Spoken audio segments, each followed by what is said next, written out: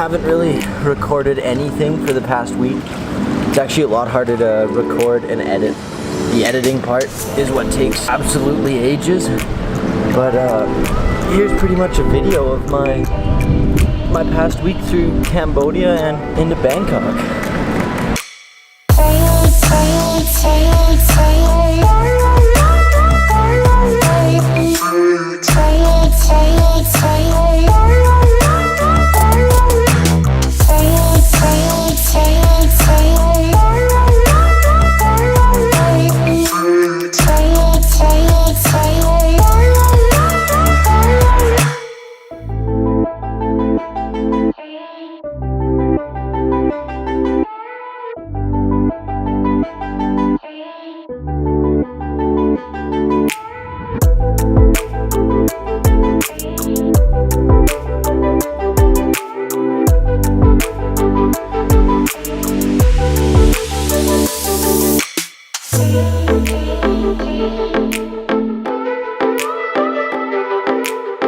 Before I left home, I knew I was going to do a homestay with a family in a village like this, but it still caught me off guard a lot when I seen their quality of life compared to ours.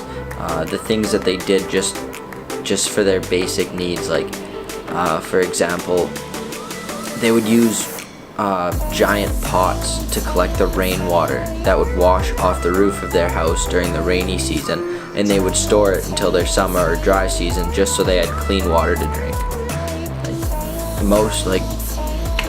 My water comes out of the tap or the fridge, nice cold glass. That's something I never really thought too hard about. But I also learned that a lot of families like this in Cambodia make anywhere from $300 to $700 a year. So maybe take a step back and realize that you don't really have it that hard. I mean, just simply if you're watching this video from home, you probably don't have that bad of a life, and some of your bad days are still way better than their good days. So take a step back and realize that life in a first world country really is not that bad.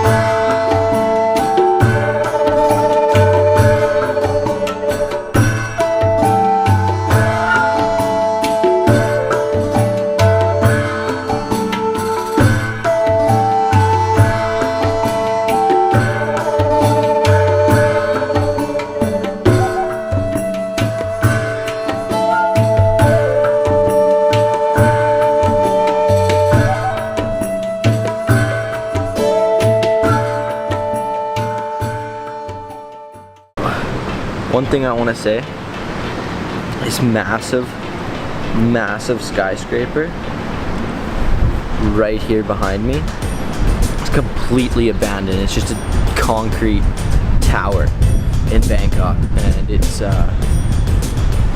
the view from up top is absolutely spectacular. Here's a couple pictures of it. None of them are mine, but it used to be open to the public until I think 2012, 2013, somewhere around there. A Swedish backpacker was actually found hung on the 43rd floor, right at the top. So now it's chained off, locked, doors are all welded shut, and if you get caught, you could get like I think it's a couple $1,000 fine, or you could end up 7 years in prison, but it's not something I'm willing to do, but my actual intention was to climb it. Yes, Chad, I'd climb it for you, get all the way to the top, do a couple cool shit, maybe do a backflip, but it's not worth potentially going to prison.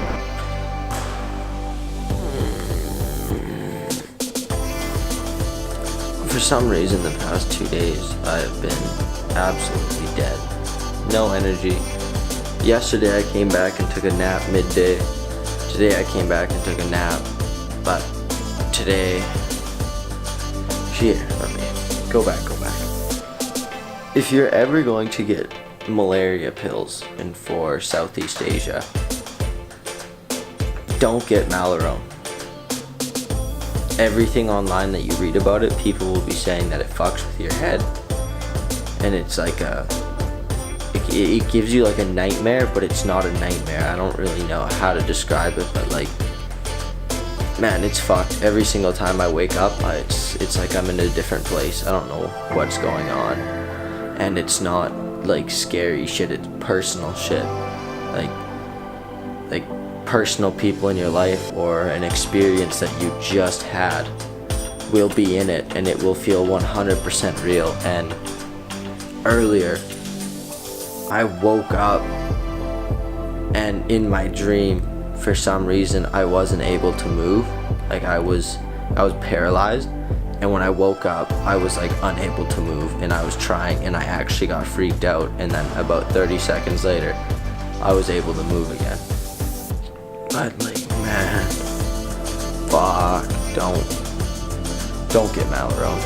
Just don't.